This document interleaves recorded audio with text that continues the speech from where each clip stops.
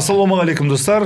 Есен Елеукен YouTube каналында есті подкаст. Бүгінгі қонағым көптен бері жоспарлап жүргенбіз. Спикер, саясаттанушы, қоғам белсендісі Данат Жумин. Мамандығың саясаттанушы, бірақ саясаттанушы емессіз, саясаткер болып кеттіңіз. Саясаткер емеспін, негізі. Неге соңғы кезде көп нәрсе жазып жүрсіз ғой? Қазір қайдасыз жалпы? Жалпы мен қазір саясаттанушымын. Саясаттанушы? Астанадамын. Ешқандай жұмыс жоқ қой? Жоқ, бар. Консультативті жұмыстармен айналысамын. Кеңес бересіз? Кеңес беремін. Бұрынғы қызметтерді сағынбайсыз ба? Жоқ. Жақсы, мемлекеттік басқаруды ақш-та бітіріпсіз. Ол жақтың мемлекеттік басқару мен біздің мемлекеттік басқарудың білім жағынан айырмашылық көп па? Әрине көп. Себебі бір жағынан саяси жүйеміз басқа. Өзіңіз білесіз ғой, ақш-та ол басқа, нағыз ашық демократия. Ал бізде әлі де біз осы жолдамыз деп айтуға болады. Сол себептен біраз айырмашылықтар бар. Бірақ негізі басқару деген сөз ол Қазақстанда, Америкада, Еуропада басқару болады. Басқару бәріне бірдей. Сосын бізде көбінесе бір реформа, бір жобалар алып келеді, түрлі бір идеялар алып келеді, шетелден алып келеді. Оны Қазақстанға әкеліп енгізеді. Осы жерде көбінесе көп жағдайда ескермейтін сияқты. Мысалы үшін мұнда бізге келе ме, бізге келмей ме, осы жағы көп зерттелмейтін сияқты.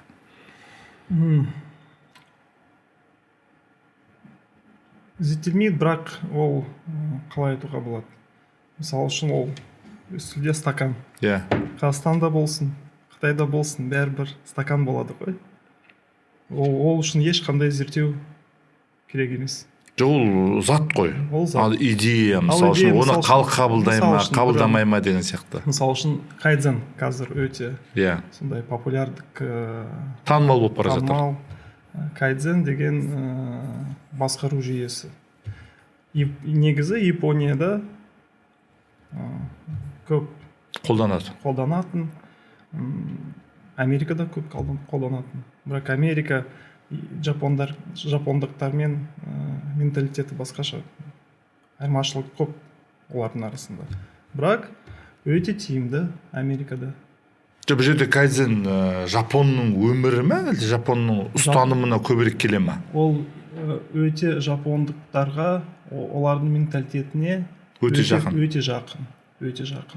Бірақ өте тиімді Америкада, Еуропада қолданылады. Бізде енді бір-екі элементтерін қолданып жеммен бастап келе жатырмыз. Енді бірден барлығын егіліп тастау мүмкін емес. Бірақ мен сізбен келісемін. Әрбір халықта, әрбір елде өз айырмашылығы бар. Сол айырмашылығы түсіну керек. Арнайы спецификасы бар. Бізде көбінесе болайын деп жатқан шаруаға, болайын деп жатқан бір бастамаға зерттеулер көп жүргізілмейді. Асығыс жасалып кетеді. Немесе оны жасап болғаннан кейін де зерттемейді. Ол жасалып болғаннан кейін бір 6 айдан кейін тағы да зерттелмей қалып жатады. Зерттелсе де тек қағаз жүзінде әйтеуір тез бастықтардан өтіп кетсе болды, есебінде. Осы көп жағдайда біздің алдымыздан шығып жатыр. Менің сұрайын дегенім, сіз мемлекеттік қызметте жұмыс жасадыңыз. Осындайда көп келген шығар алдыңызға. Қандай шешімдерге баратын едіңіз? Өте қиын сұрақ. Мен былай ойлаймын. Негізі біздің мемлекеттік қызметте ең басты мәселе ол жүйе. Осы жүйені тиімсіз. Біз әзіл бар ғой мемлекеттік қызметте. Оны қашан жасаймыз? Оны кеше жасау керек еді. Кеше керек еді. Әр қашанда біз асығып барамыз. Негізі былай ғой, бұрын барлық ол жүйеде бәріміз жүрдік қой. Оның дұрыс емес екенін неге сол кезде білмедік?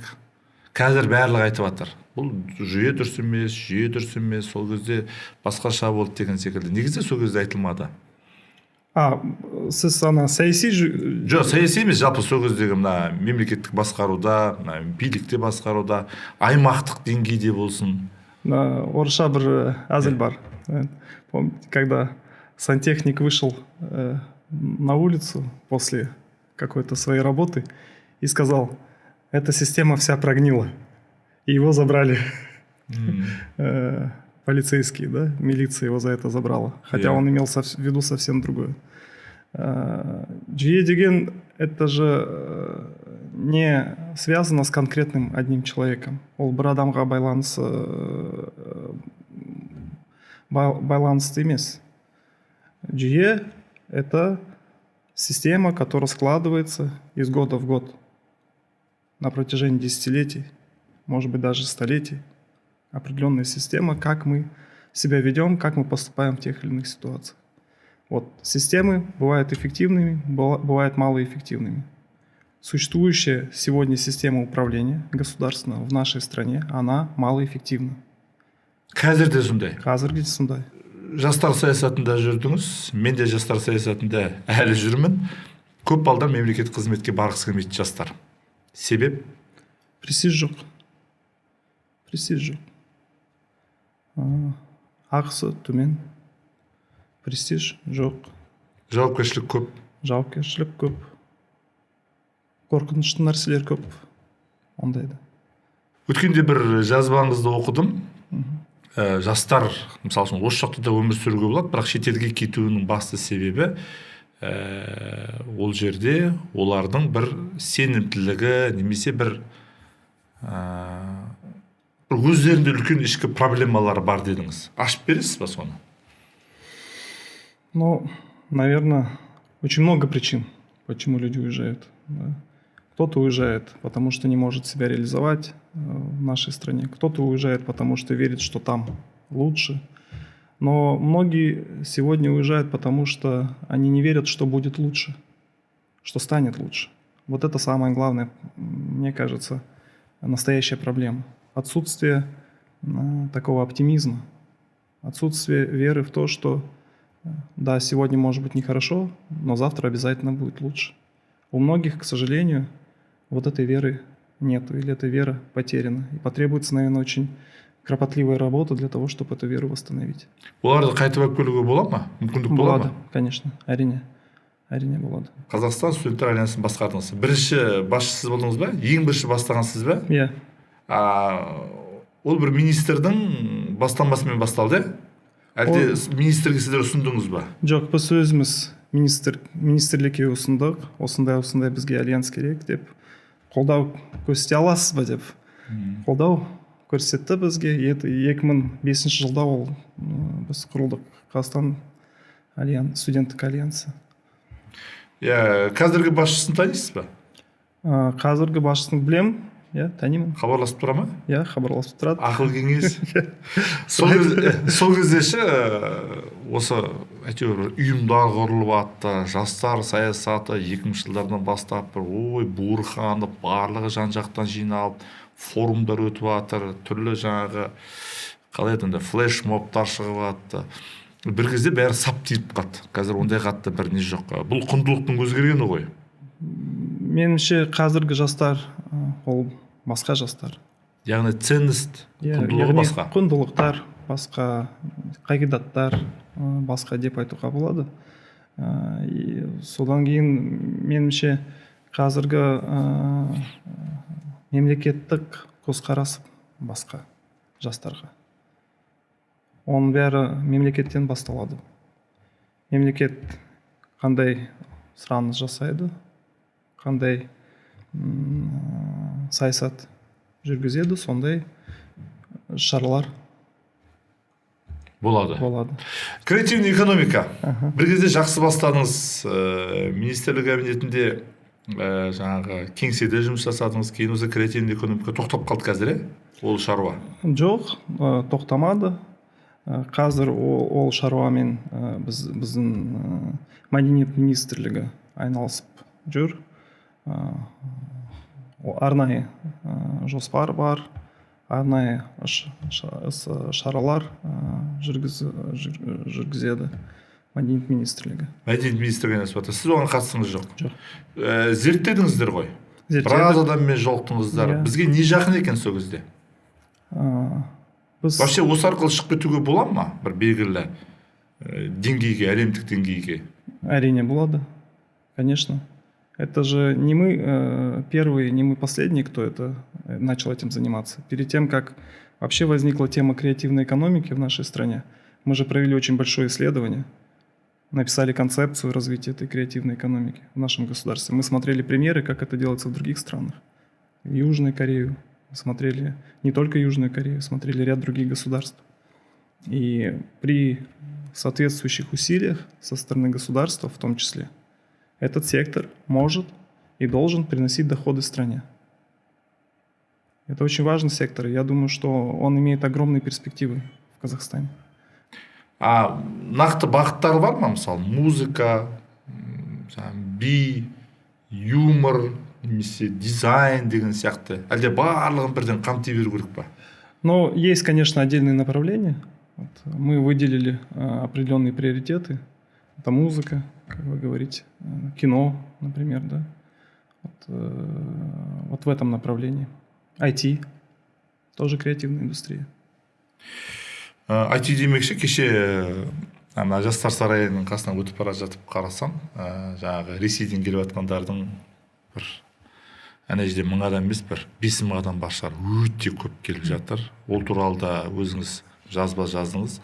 Енді неге бұл жаңағы босқын есебінде де қарай алмайсың, қашқын есебінде де қарай алмайсың, себебі бұл енді Евразия экономикалық одағының аясында бұлар бізге туристік келуге болады бір айдай, немесе жаңағы иін алатын болса 3 ай деген сияқты.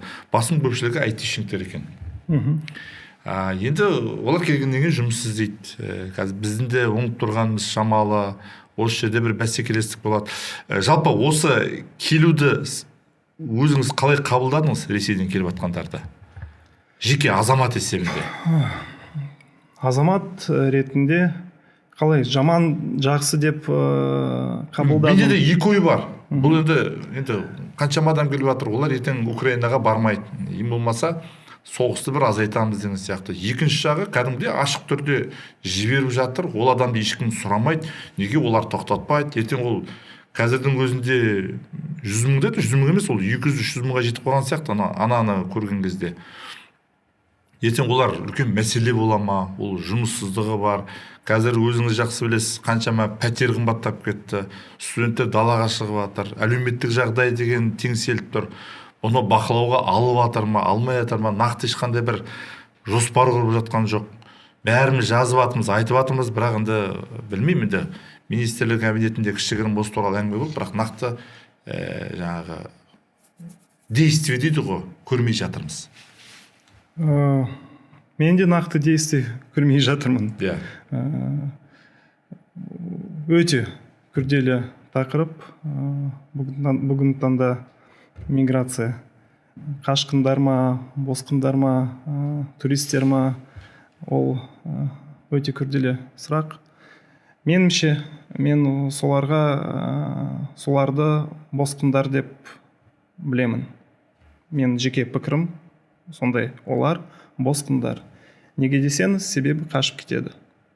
Олар бізге турист ретінде емес, бизнесмендер ретінде емес, дефициттік мамандар ретінде емес, олар бізге таза қашқындар ретінде келеді. Құжат есебінде туристер, негізі олар қашқындар. Негізі олар қашқындар. Бірақ олардың без саусақтан бәрі бірдей емес қой. Поэтому здесь тоже эти люди, которые приезжают в Казахстан, они тоже все не одинаковые. Есть среди них люди, у которых есть возможности, есть средства, которые используют территорию нашей страны как транзитную территорию. Потому что другие границы, другие возможности закрыты, либо самолеты не летают, рейсов нет и так далее, и так далее. Поэтому они приезжают в Казахстан, здесь пересаживаются и уезжают дальше.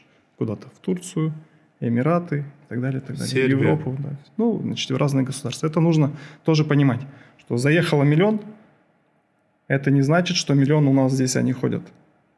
Из этого 1 миллиона большая часть... Онда иінді не үшін алып жатыр? М? Иінді не үшін алып жатыр? Это первое. Иә. Это первое. Вторая, есть часть людей, которые приезжают сюда, в Казахстан, для того, чтобы переждать. Да, переезжать. То есть они надеются на то, что скоро там все это завершится. Вот это вот как раз-таки эти беженцы, да, о которых мы говорим. Но они тоже разные. Есть люди, у которых есть возможности, есть какая-то, например, вот айтишники. Да? Вот он работал в Москве айтишником, выполнял какие-то заказы для зарубежных компаний. Ему без разницы, он работу нашего айтишника не заберет. Он приедет сюда и будет ту же самую работу выполнять для этой зарубежной компании на компьютере. Без разницы. Из Москвы или отсюда. Просто в Москве его могут забрать на войну, это раз. А второе, он не может получить деньги за свою работу, потому что не работает система денежных переводов. Да? То есть он приедет сюда, будет ту же самую работу выполнять. То есть здесь никакой конкуренции нет. Но есть категории людей, у которых нет, которые уезжают из России, у них не так много денег, которые не имеют какой-то такой специальности, чтобы работать отсюда на какую-то зарубежную страну. И, конечно, вот эта категория людей, она создает определенные проблемы. Их много. Сейчас они снимают, кто могут, снимают квартиры, кто как. Бұрын Алматы, Астана еді, қазір Қазақстанның барлық қаласында. Қызылорда, Шымкент, Тараз, барлық қаласында жүр. Вот это ол нағыз мәселе, мен ойлаймын, нужно его очень правильно регулировать. Здесь, может быть, надо посмотреть еще. Мы на официальном уровне же не признаем, что это беженцы. Мы этого не признаем. Хотя мы могли бы этот вопрос рассмотреть. Вот давайте такой момент обсудим. Например, маленькая Сирия. Когда там начались военные действия, они поехали, некоторая часть сирийского населения уехали в Европу. Маленькая Сирия. Түркияға болып кетті. Какой создали огромный кризис миграционный в Германии и в других государствах. Сейчас Украина еще больше, чем Сирия. Сколько украинцев уехало в Европу? Сколько россиян сейчас уезжает в Европу? Допустим, не все страны не принимают россиян. Германия, например, открыла свои двери и сказала: пожалуйста, все, кто против войны, приезжайте в Германию. Бесашпас. Яғни біздің осы жаққа келген ресейліктер Германияға баруға мүмкіндігі бар. Да, мүмкіндігі бар. Но я о другом хочу сказать. Я хочу сказать, что это, тем не менее, это же миллионы людей. Они создают проблемы для Европы. Потенциально могут создать еще большие проблемы, чем создала Сирия. И, наверное, нам можно было бы в этом направлении поработать и с Европой, и с ООН. Может быть, нам нужно открывать специальные лагеря на территории нашей страны, получать международное финансирование и размещать тех беженцев, у которых нет средств для аренды квартиры и так далее. Нужно их размещать вот в таких лагерях за деньги международного сообщества. Вот в этом направлении, я считаю, нам нужно поработать, потому что это беженцы. Ресей өкпелеп қалады ғой. Но есть же международное законодательство, есть конвенция о статусе беженцев. Мы ее ратифицировали, подписали. И нужно в рамках этой конвенции работать. Ол жақта біздің біраз қандастарымыз бар. Яғни Ресейде тұратын біраз қазақтар бар.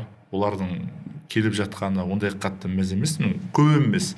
Бірақ бізде осы әлеуметтік желіде шақыртып жатырмыз. Оларға арнап бір арнайы заң ба, бір шешім шығаруға бола ма? Туыстар бар дегенде сол жақта. Мысалы үшін басқаларға қарағанда сол қандастарға арнап бір зеленый коридор дейді ғой, жасыл дәліз деген сияқты, сондай жасауға бола ма? Әрине болады. Бізде ол үшін барлық механизмдер бар. Арнайы заң қабылдайтын, арнайы үкіметтің өкімі қабылдауға болады. Осы зеленый или жасыл коридорды жасауға. шыны керек, шын мәнінде кейбір қазақтар осы Ресейде тұратын Қазақстанға барғысы келмейді. Ол да ол бар. шындық, ащы шындық деген сөз. 2014 жылы Қырымды тартып алды. Биыл енді ақпанда соғыс ашты. Енді арнайы операция дейді, бірақ енді біз үшін әлем оны соғыс деп қабылдады. Сол кезде Украина азаматтары, енді бұрын Украинаның 70-80% орыс тілінде сөйледі, жалпы барлығы біледі. Кейін мына Қырымда тартып алғаннан кейін, кешегіден кейін олар толық тай болмаса да, толық деп айтуға болады, украин тіліне көшті. Біздің еліміздегі жағдайды білесіз. Бізде де сол орыс тілі әлі басымырақ. Кеше бір осы жақында емес, осы жылдың басынан бері сол туралы осы әңгіме болып жатыр. Мысалы соңғы кезде Астанада мектепке баратын балдардың 50% қазақшаға, 50% орысшаға. Орысшаға баратын балалар өте көбейіп кетті біздің қара көздерімізден. Біз толық қазақшаға өту үшін бізге де сондай бір, енді Құдай сақтасын, соғыс керек пе, әлде бір конфликт керек пе? Бізге ешқандай соғыс, ешқандай конфликт керек емес. Неге жылжымай жатыр? Мен сіздің мәліметіңізге сәйкес қазір 50% балаларымыздың 50% орысша оқып жатыр ма? Иә. Ол шын ба? 2020 жылы 22 мыңдай бала барған, соның 10.800-і қазақ сыныбына барған, 10.300-і орыс сыныбына барған. Сұранысы өте көп. Өткенде өзіңізде көрдіңіз, конфликті болды, тіпті Путинге жазамыз дегендер болды. Себебі балалардың барлығы орыс тілінде шыққан тілдері. Өзіңіз мысал үшін Алинаны білеміз, кәдімгі нақты барлықтар мүмкіндікті салып, 3 баланы да мектепке қазақшаға бердіңіз. Оны өзіңіз бір сознательно кәдімгі осындай беру керек деген бір не болды ма, әлде жан-жақтан біреудің ықпалы болды ма? Жоқ, ол біздікі осознанный деген сөз, осознанный шешім. Себебі Қазақстанда тұрамыз, балаларымыз Қазақстанда тұрады деп ойлаймын, үміттенемін деген сөз. Содан кейін бәрі қазақтар, бәрі қазақша оқу керек. Қазақша білу керек. Енді жаңа ситуацияға не айтасыз? Соғыс болмау керек дедіңіз. Мен енді соғыс шақырып жатқан жоқпын, бірақ дегенмен енді бір себеп болу керек қой. Барлығы бірдей сөйлеп кету үшін. Дәл қазір бізде геосаяси жағдай көп нәрсені реттеп алуға болады. Бізге мүмкіндік бар ғой. Мысал келтіруге болады. Неге қимылдамай жатыр қоғам? Я, наверное, сейчас более широко попытаюсь на этот вопрос посмотреть. Нельзя, я считаю, сводить конфликт только к языку или вообще к языку. Это не причина конфликта. Причина конфликта кроется в совершенно другом. Сегодня наше общество, даже наше общество, мы долгое время считали, что наше общество разделено по языку. Қазақша сөйлейтін, орысша сөйлейтін азаматтар, олардың арасында үлкен бір гэп деп айтуға болады. Сондай у нас было такое мнение, да? Но сегодня мы видим, что наше общество разделилось в связи с событиями в Украине не по языковому принципу. Оно разделилось на тех, кто смотрит российское телевидение, и тех, кто российское телевидение не смотрит. Людей, которые поддерживают Россию, и людей, которые поддерживают Украину. И это как среди казахоязычных, так и среди русскоязычных происходит. Поэтому я считаю, что самое главное для нас, вопрос языка – это вопрос безопасности. Я здесь согласен. Я считаю, что мы должны стать страной, которая 100% говорит на казахском языке. Это мое личное мнение, мое личное убеждение. Но в то же время я считаю, что нет ничего плохого, а даже хорошо, если наши граждане будут владеть и другими языками, в том числе и русским. Потому что Россия – это наш крупнейший сосед. Хотим мы этого, не хотим. У нас самая протяженная граница в мире именно с Российской Федерацией. У нас самая большая торговля происходит именно с Российской Федерацией. И для того, чтобы взаимодействие было эффективным, в общем-то, неплохо знать русский язык. В том числе это конкурентное преимущество.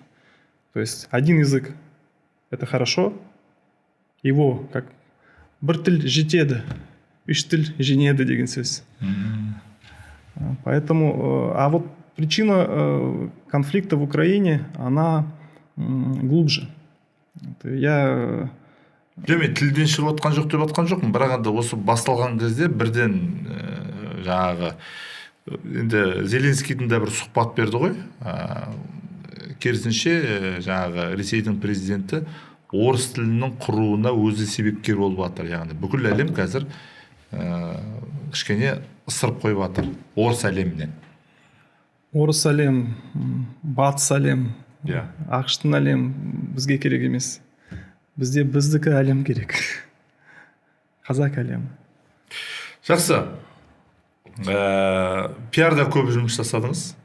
Бұл бір қызығушылық болды ма, әлде бір хобби есебінде ме, әлде негізі сондай бір жоспар болды ма? Мен осы пиар маған өте қызықты болған. Өте қызық болды. Еще студент кезімнен. Университетте оқыған кезде біраз кітаптар оқыдым, біраз конференцияға қатыстым, пиарға байланысты. Болашақта пиаршы болам деген жоспарым болды ол кезде. Бірақ пиаршы болмадым. Неге? Басқа ол пиар бизнес ретінде мен жазадым.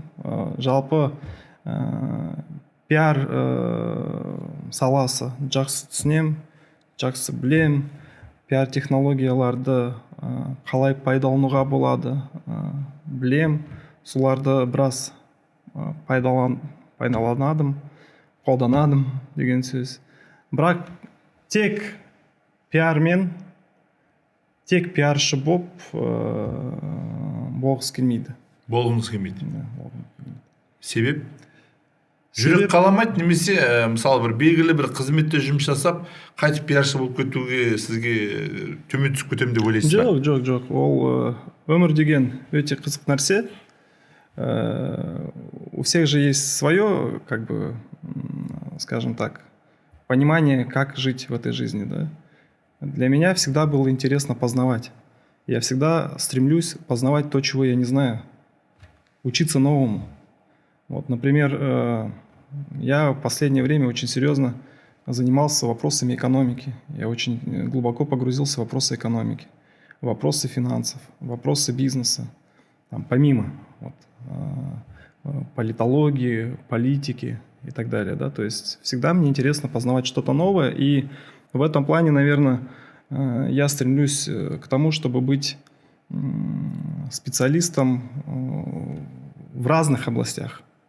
Потому что когда ты знаешь одно, это хорошо, когда ты знаешь несколько, другое, это еще лучше, а когда ты можешь это еще друг с другом интегрировать, это, я считаю, очень круто. Қазақстандағы пиарға көңіліңіз тола ма? Қазақстандағы бізде, мен ойлаймын, бізде пиар жоқ. Пиар жоқ? Пиар жоқ. Сосын бір тағы сұрақ, енді әкімшілікте істедіңіз. Неге бізде бір ситуация болса, білмеймін енді, ол ситуацияны бірден әкімдіктегілер немесе біреу шығып бірден түсіндірмейді.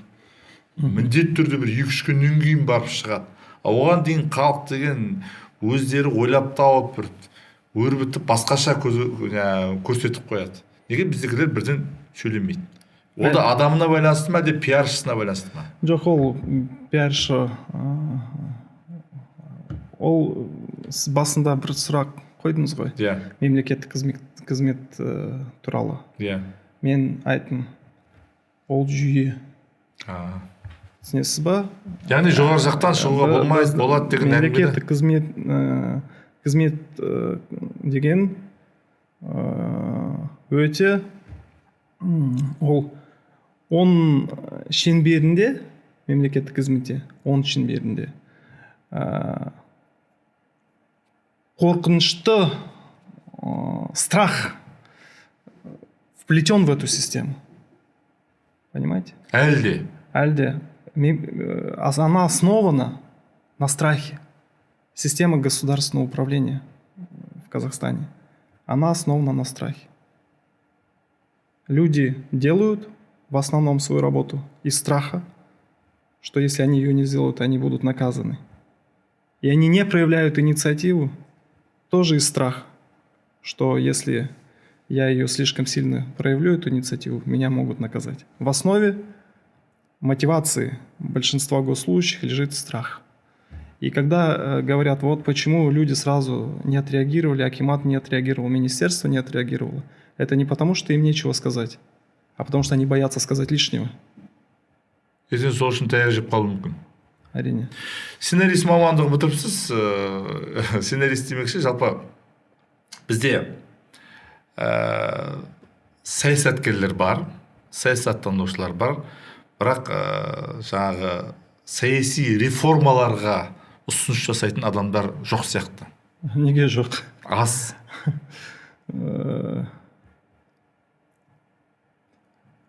Саяси реформа, я думаю, что здесь у нас же все упирается, как правило, в одно. Вот все, которые предлагают политические реформы, они предлагают только одну вещь – выборность. Yeah. В основе вот, все видят только в этом политическую реформу, что надо, чтобы всех выбирали. Судей выбирали, прокуроров выбирали, акимов Соған келе жатырмыз ғой. выбирали. Постепенно, наверное, к этому придем. Сайлау демекші кандидаттарды көрдіңіз бе? Көрдім. Және қалай енді ол? Я считаю, там, объективно говоря, кроме действующего президента, реальных кандидатов нет. А неге реальный кандидат жіберуге не кедергі? Ну, наверное, для того, чтобы... Жаңағы страх па тағы да? Ну, я думаю, что, во-первых, та часть людей, которые могли бы выдвинуться, они боятся выдвигаться, которые могли бы выдвинуться. Потому что, ну, зачем? Да? Те люди, которые не могут выдвинуться, они не выдвигаются, потому что не могут. Есть определенные требования же. 5 лет на государственной службе нужно отработать. 5 жыл стаж бар ма? Менде? Иә. Жоқ. Ұсынайын деп едім. Рахмет. Жалпы осы елдегі енді жүйе деп айтып жатырмыз ғой, бір өзгертуге, өзгерткенде бір міндетті түрде жаңағы не емес, революция емес, жаңағы эволюциялық тұрғыда сондай бір ойлар бар ма? Енді бір жаңағы әлеуметтік желіде ой жазып атасыз, бірақ бізде қалай, ол әлеуметтік желіні бәрі фейсбукта оқымайды аса бір қатты. Нақты бір немен шығуға не жоқ па? Бір шыққым келіп бір өзгертуге, ертең мысал үшін парламенттік сайлау келе жатыр, неге мажоритарлыққа түсіп көрмеске деген сияқты ойлар бар ма?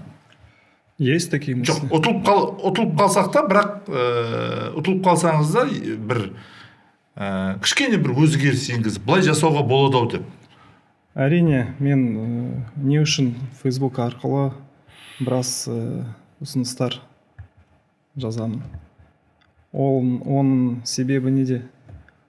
Мен осы Facebook арқылы билікке өз ұсыныстарым Оны біреу қарап отыр ма? Қарап отыр, содан кейін звондайды.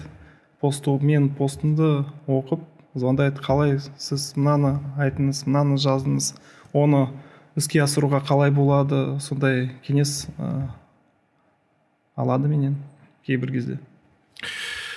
Сайлауға түспейді, ол әлі алдағы уақыт қой негізі. Жалпы енді президент сайлауы түсінікті, мынау парламентке, мәжіліске сайлау, жаңа облыстық, қалалық, аудандық, мәслихаттарға сайлаулар болады. Бір өз деңгейінде өтеді деп ойлайсыз ба? Бір жылымық болады ғой? Болады. Қазір бізде неше 5 партия бар. Бізде ме? Иә. Алтау. Иә. И содан көреміз, қазір жаңа партия болады, мүмкін. Иә, көреміз. Бірақ мен ойлаймын, нағыз бір бәсекелестік болатын шығар. Сол кезде.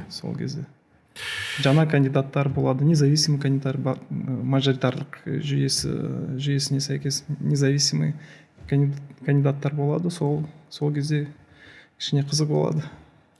Кешегіде мемлекет басшысы тұңғыш президент туралы, жаңағы тұңғыш президент күні туралы қол қойды.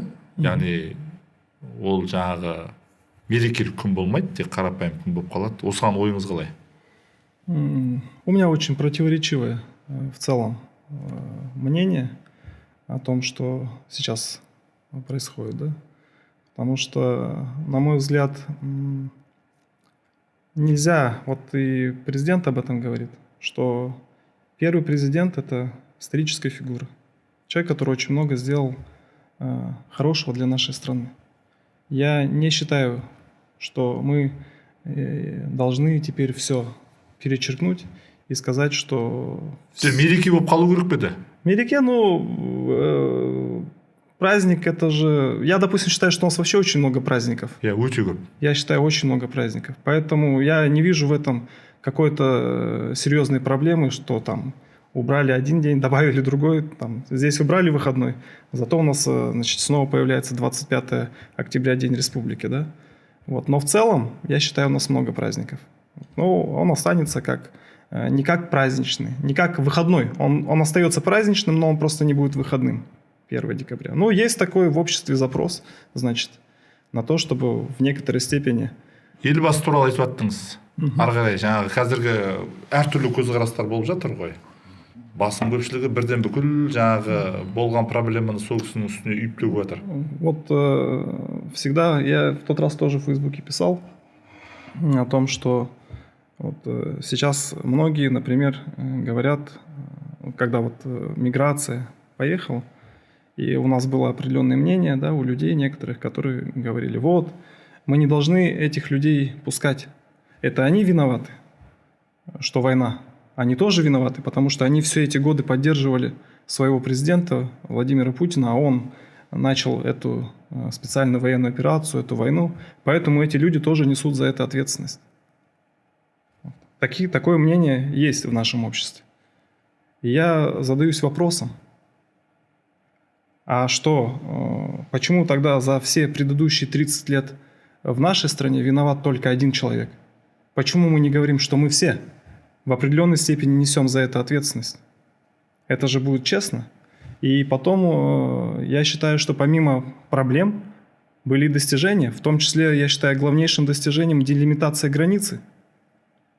Огромную границу со всеми соседями отрегулировать – это большое достижение.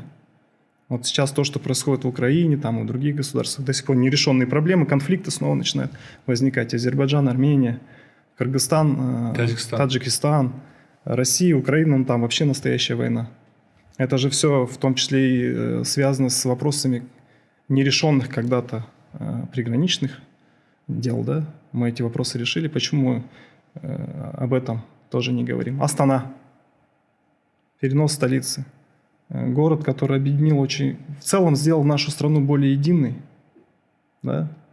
Создал столько возможностей для молодежи с каждого региона. Это же большое достижение. Сплотил страну. Новый город.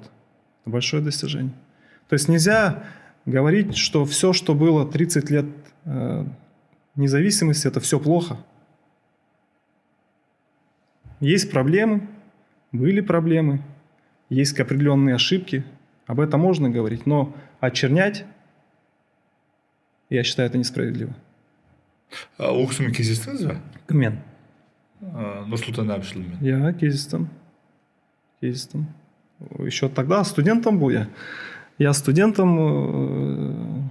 Когда... стадионда ма? Я Альянс студентов Казахстана, когда возглавлял в 2005 году, мы проводили большой фестиваль в Алмате, посвящение в студенты. И тогда я, как руководитель этого Альянса студентов, встречался, мы вот так вот сидели, разговаривали, полчаса, наверное, почти час.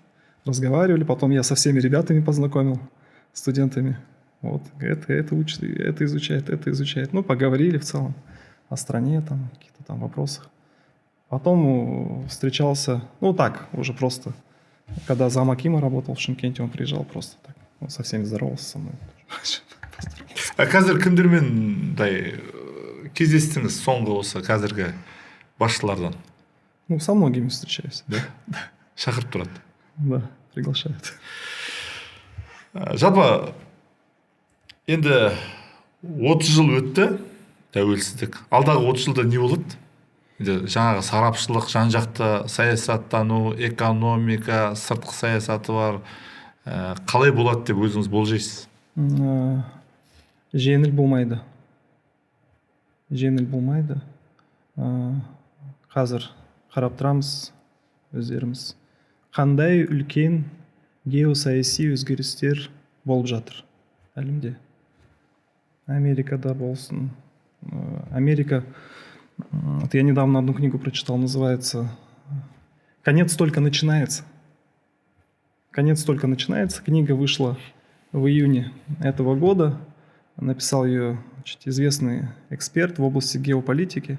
Он написал про мир, деглобализирующийся. Мир, в котором глобализации не будет. Мир, который начнет вот так вот немножко распадаться на разные части. Вот. И если верить вот тому, что пишет этот эксперт в своей книге, Питер Зейхан его зовут, вот он говорит: после развала Советского Союза вот эти 30 лет, это были годы глобализации, это были годы роста экономики, установления международной торговли.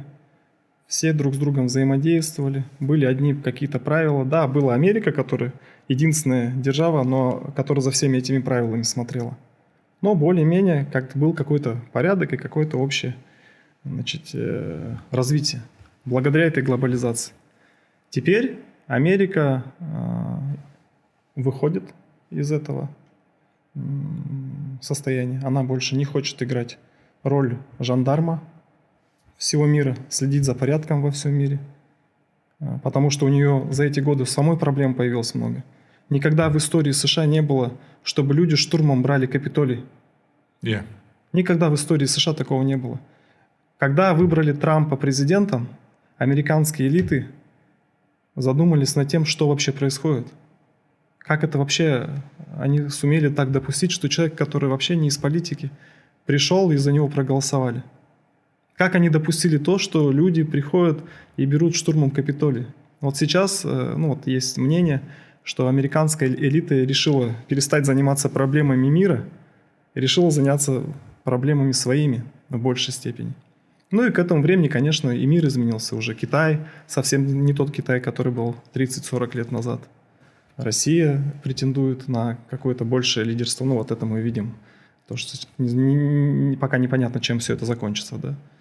Есть Турция, которая тоже очень активно пытается стать более значимой. Япония, ну и другие государства. Вот.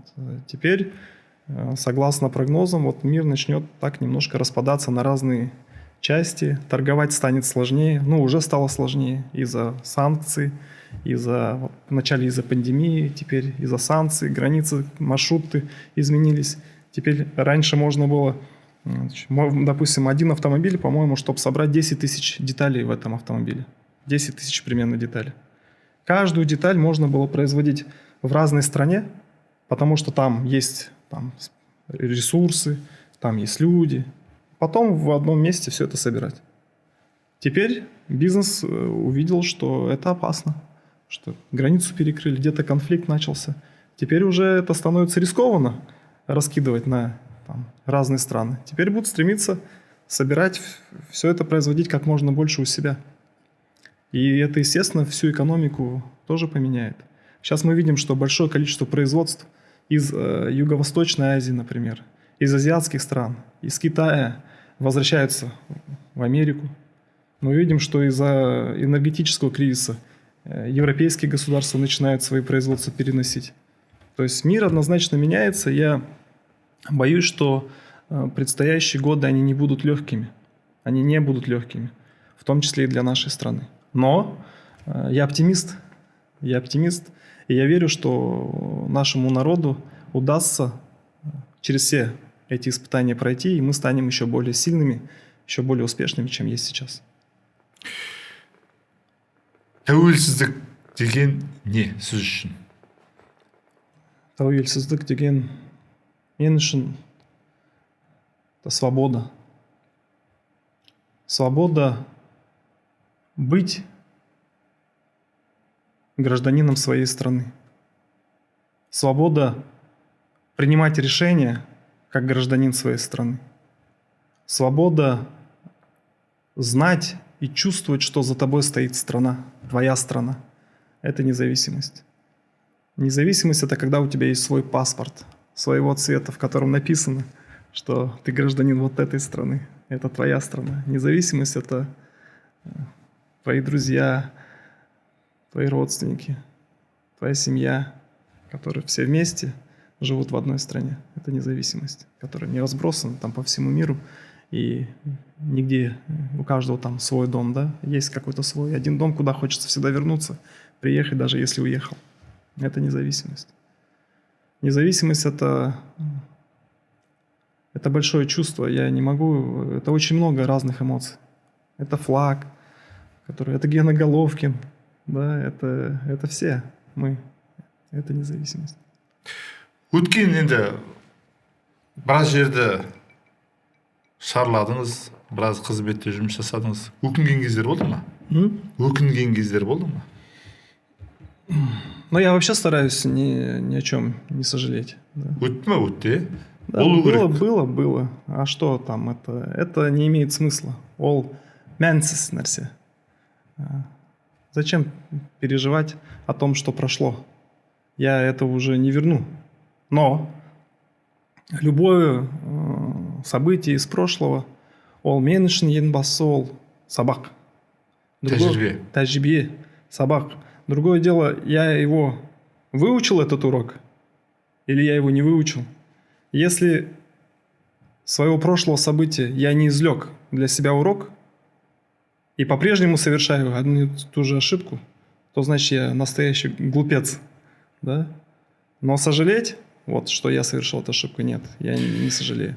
Дәл қазіргі Қазақстанға сіз қай жеріне керек болар едіңіз?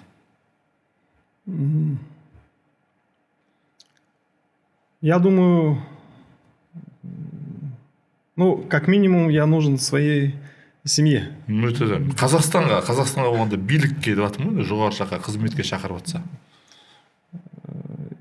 Во-первых, я ушел же ведь с службы по собственному желанию. Вот это не так, что меня там выгоняли или там еще что-то. Меня и по-прежнему приглашают на службу, вернуться на государственную службу. Но я пока не хочу работать на государственной службе. Мне же уже почти там, в смысле, возраст уже другой, как бы все, что там хотел для себя доказать, да, там, доказал. Я сейчас хотел бы больше заниматься просветительской деятельностью. Вот я вижу в этом, наверное, какое-то свое предназначение. Или я бы хотел написать, там, может быть, книгу. Я хотел бы рассказывать о том, что я в жизни видел, чему научился. Я думаю, что от этого будет больше пользы от меня, чем если я буду бумагу носить из кабинета в кабинет на государственной службе. Сәттілік. Рахмет. Рахмет.